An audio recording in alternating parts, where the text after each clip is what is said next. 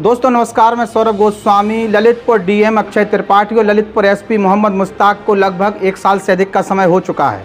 ललितपुर में बीते दिनों जो घटनाक्रम घटे हैं उसके बाद दोनों ही अधिकारी की कार्यप्रणाली पर सवाल भी खड़े होने लगे हैं और लगभग 1 साल के कार्यकाल में क्या क्या हुआ और क्या नाकामियाँ हुई उसमें से कुछ पॉइंटों पर हम बोलना चाहेंगे।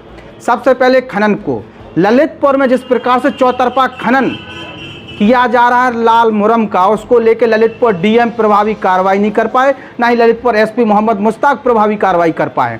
और अगर कोई शिकायत करता है तो शिकायत का इतनी सीधी दूसरी तरीके से कर दिया जाता है।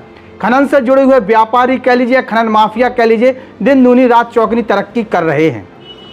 लाल मिट्टी को खोदकर उसमें बजाज पावर प्लांट से निकलने वाली जो राख है उसको पूरा जा रहा है। कुल मिला के जो लाल मिट्टी का खनन हो रहा है उसको दबाने के लिए राख डाली जा रही है और ये सब चीज़ें अधिकारी को पता है। लेकिन जब सैया कोतवाल तो डर का आएगा, कुछ ऐसी चीज़ है और ऐसा ही कुछ देखने को मिलता है। जिस प्रकार से ललितपुर डीएम और एसपी के आसपास के लोगों की संबंध बजाज पावर प्लांट के लोगों से है और ये सब खेल चल रहे हैं तो इस सवाल तो खड़े होते ही हैं। इस समय जो माहौल उसमें ललितपुर एसपी और डीएम को तत्काल एक प्रेस वार्ता बुलानी चाहिए और जो मीडिया के लोगों के सवाल हैं उसके जवाब देने चाहिए। लगातार विभागों में फैले भ्रष्टाचार को लेके, अनियमितता को लेके जो मीडिया सवाल उठा रही है उसको लेके आपका क्या रोड मैप है, किस प्रकार से आप लगाम लगाएंगे। और जो ललितपुर में और जहां ललितपुर डीएम अक्षय त्रिपाठी के कार्यकाल में एक चीज़ देखने को हमें मिली है, जहां जनप्रतिनिधियों को होना चाहिए वहां प्रतिनिधि काम कर रहे हैं। ललितपुर है जहां हमने वोट दिया था सांसद के लिए, जहां हमने वोट दिया था विधायक के लिए, जहां हमने विधायक सांसद चुने थे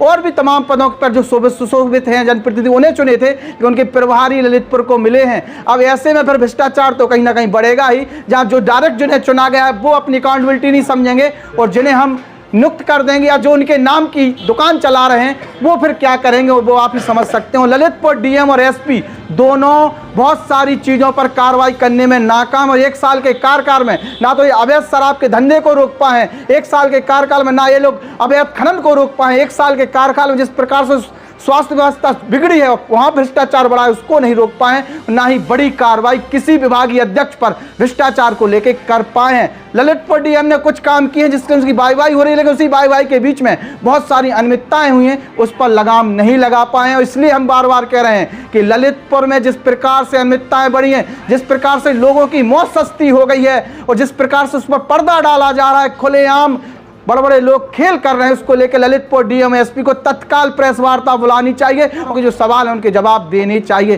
देखते हैं इस पूरे माहौल के बीच में जो हमारे सोकुल्ड समाज सेवी हैं, सोकुल्ड नेता हैं, सोकुल्ड पत्रकार हैं, वो किस प्रकार से अपनी भूमिका निभाते हैं, इन दोनों अधिकारियों से किस प्रकार से वो काम करा पाते हैं जो अभी तक नहीं किए हैं इन दोनों अधिकारियों ने। नमस्कार।